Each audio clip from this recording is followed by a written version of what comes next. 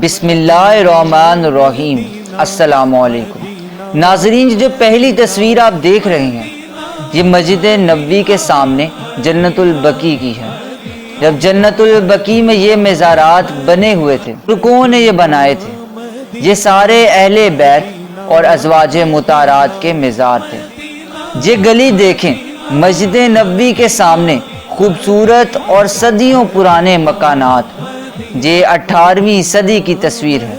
ये मज़ार जो है ये हज़रत फ़ातिमा रज़ी ताला अन्हा का यानी अहले बैत का ये मज़ार था जो जन्नतुल बकी में 1925 में ख़त्म हुआ। ये मस्जिद नबवी की तस्वीर देखें जिसमें आप साथ ही गली और जुड़े हुए घर देख रहे हैं। ये जन्नतुल बकी में पैदल चलने का रास्ता और ये मज़ारात दाएं तरफ अहले बैत का है और पीछे हज़रत उस्मान बिन अफ़आन रज़ी ताला अन्हु का।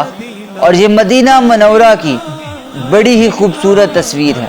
ये जो फसील दीवार आपको नज़र आ रही है ये मस्जिद नबवी की दीवार थी और ये आप अंदर से दीवार देख सकते हैं। जब आप अंदर जाते थे तो अंदर से मस्जिद नबवी ऐसी नज़र आती थी।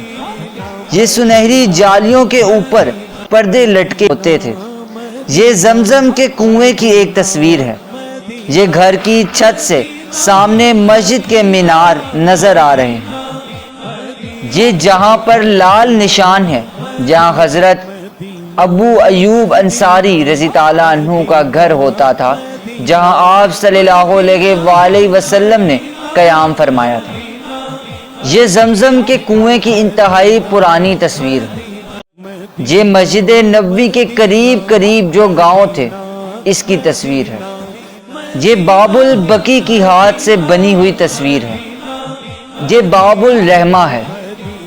ये जो सुर्ख निशान आप देख रहे हैं ये अबू अयूब अंसारी रज़ी ताला अन्हु का घर था। ये बाबुल इस्लाम की तस्वीर जो कि गली का एंड था, यहाँ पर गली बंद होती है और इसके दाएं बाएं बाजार था।